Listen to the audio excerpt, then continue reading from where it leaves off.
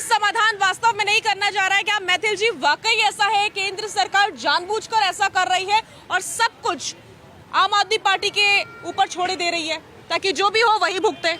शाजिया, मुझे ना आम आदमी पार्टी के जो प्रवक्ता हैं उनकी बातें सुनकर वो 4 लाइनें याद आ रही हैं कि बने रहो अगला और काम, बने रहो पगला और काम करेगा अगला। यही स्थिति आज आम आदमी पार्टी की है। सुनिए पूरी बात को, मैं आपके बीच में नहीं बोला। राहुल भाई सुन लीजिए। अब आप देखिए, इन्होंने कहा कि सॉल्यूशन क्या है। तो पहला सॉल्यूशन तो दिल्ली को बचाने के लिए केंद्र सरकार ने किया था ना, ये ईस्टर्न पेरिफेरल। अरे भैया, दिल्ली में 90% से ज्यादा जो बड़े वाहन थे उन्हें रोका गया आने से। सोचिए अगर वो ईस्टर्न पेरिफेरल नहीं बना होता तो आज दिल्ली की स्थिति क्या होती। दूसरी बात, ये बात करते, ये शराब के घोटाले में करोड़ों रुपया खा जाते हैं। ये अपना सिंहासन शीशमहल बनाने के लिए सैकड़ों करोड़ रुपया लगा देते हैं दिल्ली का।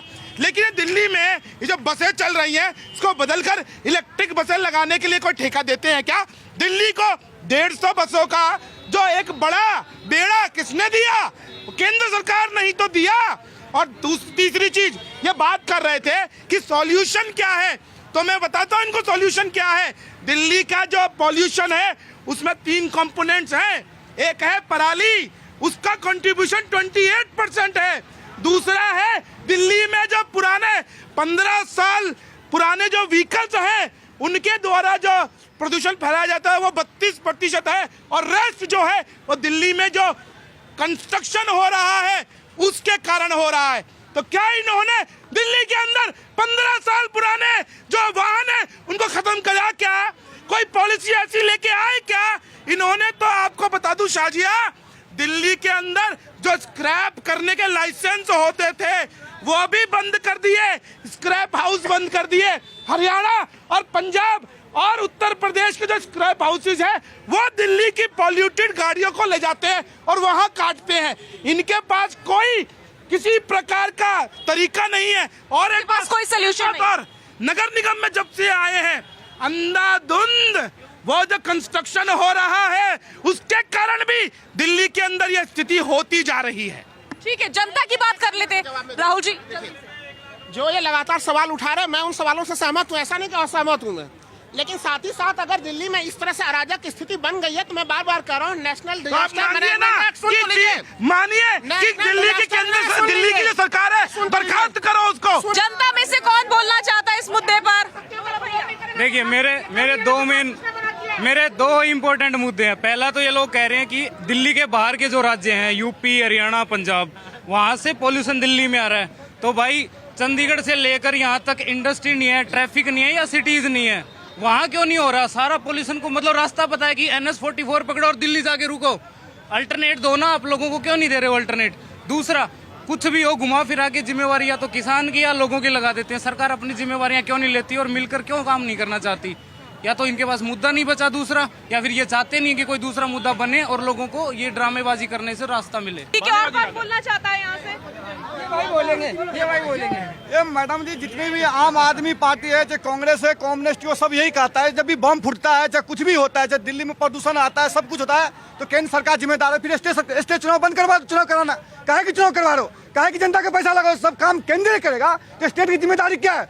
वहाँ पे जाके वो स्कूल बना के 1 साल के अंदर में गिर गया स्कूल, 16 करोड़ रुपया का स्कूल गिर गया। कौन सा स्कूल गिर गया? अरे भाई यहाँ पे क्या नाम है, कालका जी के अंदर में।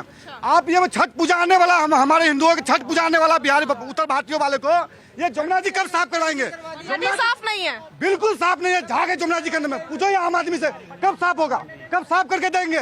क्या वोट नहीं देते हम लोग? इसको वोट नहीं दिए थे कि हमें आदमी को? हमने कांग्रेस भाजपा वाले से परेशान होकर केजरीवाल को चुना था।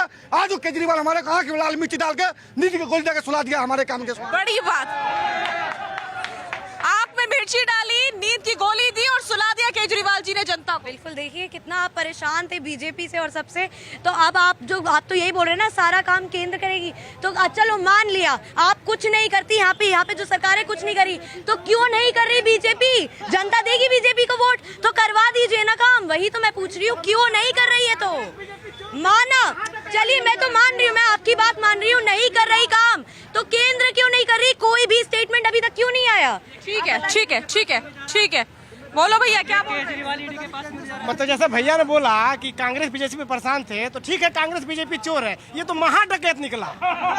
डकैत निकला मैडम, ये पढ़ा लिखा बेवकूफ है। सही कह रहे हैं। ठीक है, शराब नीति वसूलों की शिक्षा क्या, तो हम IAS है, IAS है, आपने सबको देखा- शराब से ढकेल दिया। शिक्षा नीति के नाम पर सिर्फ बेवकूफ बना रहा है। साथ एक फ्री दिया, जेल में भीड़ कर दिया। 470 बहाली होता अपने मामा के लड़के को, भांजा को, ताऊ के लड़के को नौकरी लगाया, जो 2000 की योग्य नेता उसको 2 लाख रुपया सैलरी देने की यो काम किया, तो यहाँ के LG ने उसको बर्खास्त करके बाहर करने का काम किया। ये घोटालेबाज लोग है आम आदमी पार्टी। ठीक है संजीव जी जनता है, जनता के सामने माइक लेके आप जाएंगी तो सर्वाधिकार सुरक्षित है, जो चाहे वो बोले। तकलीफ है जनता के, लेकिन जनता ही सरकार बनाती है। लेकिन यही जनता वोट देती है, और इसी जनता ने पिछले 10 सालों से केजरीवाल को बनाए रखा और MCD से भी भारतीय जनता पार्टी को बाहर का रास्ता दिखाया। तकलीफ है, उस तकलीफ को दूर किया जाना चाहिए। मैं सिर्फ ये कह रहा हूँ कि सचमुच में परेशानी में है दिल्ली की जनता। हम भी दिल्ली में रहते हैं, बच्चे परेशान हैं, बूढ़े परेशान हैं, जवान परेशान हैं, तो उसका निदान होना चाहिए। लेकिन आरोप प्रत्यारोप की राजनीति से बेहतर है कि केंद्र सरकार, राज्य सरकार और आसपास में जितने स्टेट के लोग हैं, सब मिलके यदि ये कोऑर्डिनेशन बनाए और इस परेशानी को दूर करने के लिए एक लॉन्ग टर्म, ये एक दिन की समस्या नहीं है। हमें पता है कि 1 महीने के बाद में ये कहानी खत्म हो जाएगी, फिर डिबेट भी बंद हो जाएगा। लगातार आने वाले दिनों में कैसे इस पे काम किया जाए, ये बात बिल्कुल सही है कि पुराने वाहनों को रोकना होगा। यह बात भी सही है कि अमीर लोगों की बात हम करते हैं, एक परिवार में 5-5 गाड़ियां हैं, 5 लोग हैं, तो उसको कम करने की जरूरत है, ऑड इवन लागू करने की जरूरत है। तो ये केवल सरकार और राज्य सरकार, केंद्र सरकार की बात नहीं है, जनता के ऊपर भी बहुत कुछ निर्भर करता है कि वो भी सोचे इसके बारे में और गंभीरता के पूर्वक सोचे। जनता क्या सोचेगी, बोले क्या बोलना चाह रहे थे आप? देखिए, अभी ये ऑड इवन की बात कर रहे हैं, बहुत सारी बातें कर रहे हैं।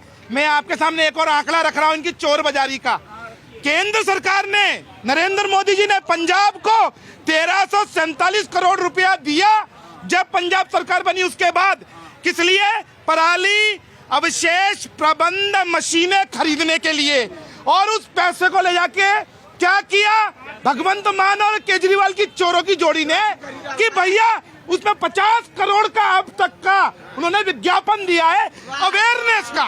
सोचिए, मशीनें के लिए पैसा दिया या अवेयरनेस के लिए खर्च कर रहे हैं, अपनी शक्ल को चमकाने के लिए। तो आप सोचिए कि नरेंद्र मोदी सरकार लगातार जो है इस स्थिति को निकालने के लिए, चीजों के लिए व्यवस्थाएं कर रही है, संसाधन जुटाने की कोशिश कर रही है, और ये लोग उस पैसे को बर्बाद कर रहे हैं। ये ठीक वैसे ही है शाहजिया जी, कोरोना काल से पहले दिल्ली को नरेंद्र मोदी सरकार ने ऑक्सीजन प्लांट लगाने के लिए हर हॉस्पिटल में पैसा दिया था, जिसका प्रयोग इन्होंने विज्ञापन में किया।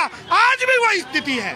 ठीक है राहुल जी, आप कह रहे हैं बीजेपी से प्रेरित होकर कि आप अभी ये कह रहे थे, तो मतलब आप स्वीकारते हैं कि ऐसे ही हुआ है, जनता का पैसा ऐड में उड़ाया गया है आम आदमी पार्टी द्वारा? किया गया होगा तो ये काम तो सबसे पहले मैंने देखा कि भारतीय जनता पार्टी करती रही है। मैं अभी भी कह रहा हूँ, दिल्ली सरकार के पास शक्ति क्या है? आपने दिल्ली में एक चुनी हुई सरकार है, वो सरकार के प्रति जो मुख्यमंत्री है वो ना तो अधिकारियों का ट्रांसफर कर सकते हैं, ना वो पोस्टिंग कर सकते हैं। पूरे मामले में कोई शक्ति है नहीं। और जब शक्ति देने की बात हो जाए तो शक्ति सारा LG को दे दीजिए, और जब जिम्मेदारी देने की बात हो जाए जिम्मेदारी सारा मुख्यमंत्री को दे दीजिए।